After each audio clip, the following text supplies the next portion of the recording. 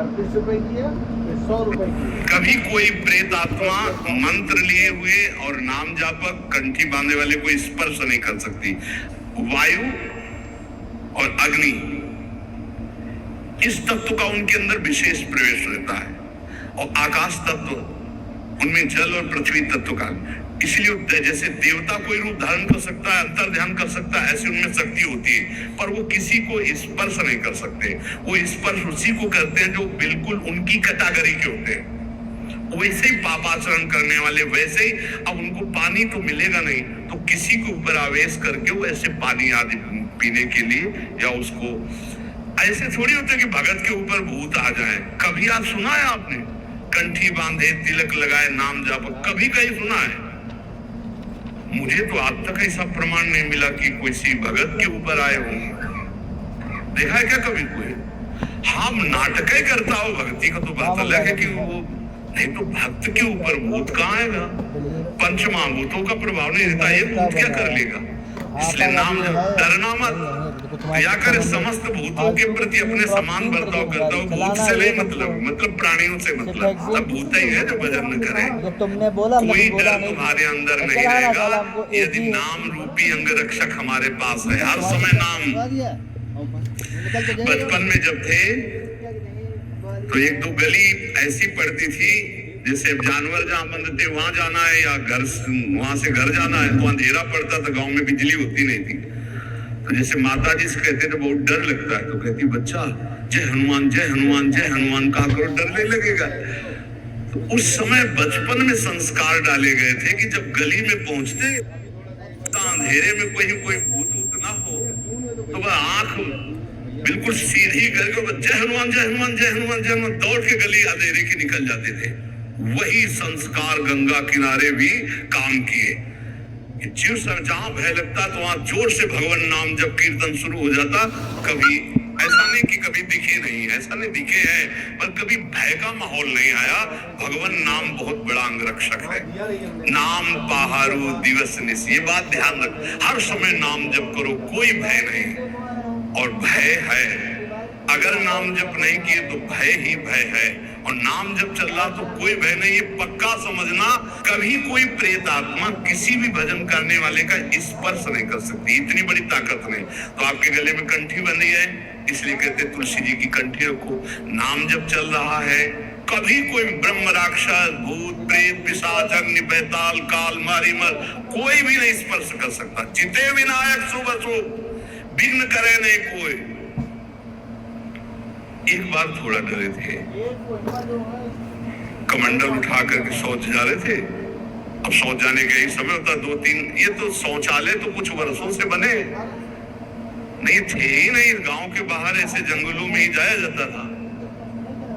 तो एक देखा तो नौबधू खड़ी थी, ऐसे कमंडल लिए हम अपना जा रहे थे, तो नौबधू नई अवस्था थी। तो विचारा कि जहाँ पुरुष, वो उधर माताओं के अलग क्षेत्र होते थे, उधर पुरुष नहीं जाते थे। जिस क्षेत्र में माताएं नित्य क्रिया करने जाती थी और जिस क्षेत्र में पुरुष जाते थे, माताओं ने कहा नौवधु है शायद, इसे पता नहीं यहाँ बैठना चाहती, तो रफ्तार बढ़ाई।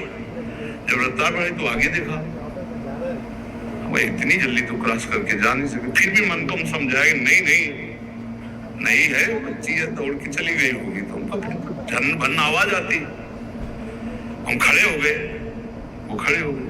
उनका शायद यहाँ सोच होना चाहते होगी, तो आगे बढ़े तो वो बढ़ने लगे। और गांव तो बहुत दूर छूट गया, और ये बार बार आगे पीछे।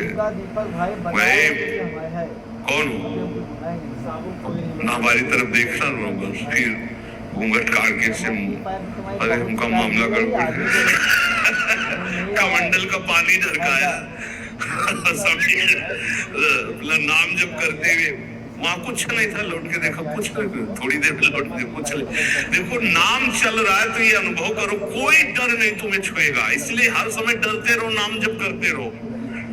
एक हमने सत्संग में प्रसंग सुनाया है, एक पुलिसमैन जो है वो ड्यूटी करके आ रहा था, नाइट ड्यूटी। रास्ते में नवयुवती मिली, तो उसने कहा कि मैं रास्ता भूल गई हूँ और आज आप अपने घर ले चलो। उसका ब्याह हुआ नहीं था, पवित्र भाव से घर ले गया। जब घर में ले गया तो फिर उसका पवित्र भाव हो गया उस युवती का। अब तो घर ही था। सुबह निकल गई साथ, बड़ा खुश हुआ कि यार। दूसरे दिन फिर वही मिली। उसने कहा आज तो घर नहीं भटकी होगी। बोले नहीं, कल से हमारी आपकी मित्रता होगी, हम रोज आपको यही मिला करेंगे। अब वो मानसिक शक्ति से युक्त पुलिस में, और वो प्रेत योनि को प्राप्त, जिसे चुड़ैल कहते हैं, ऐसी वो। अब वो तो महीना भर में वो सूख गया, पीला शरीर हो गया। वैद्य के पास गया, वैद्य ने कहा कि ऐसी दशा किसी शारीरिक सहवास से नहीं होती, तुम्हारा कोई मतलब एक अलौकिक शक्ति है जो तुम्हारा शोषण कर रही है, वो स्त्री नहीं है। उसने कहा फिर भी आप दवा हमें शक्तिवर्धन के लिए दीजिए, हम तो चलने लायक नहीं रह गए। तो पुरानी रद्दी में कहीं गीता जी के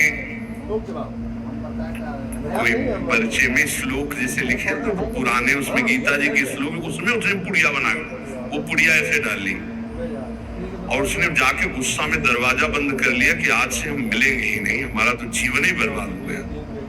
तो देखा पार्श में बैठी, उसके होश उड़ गए।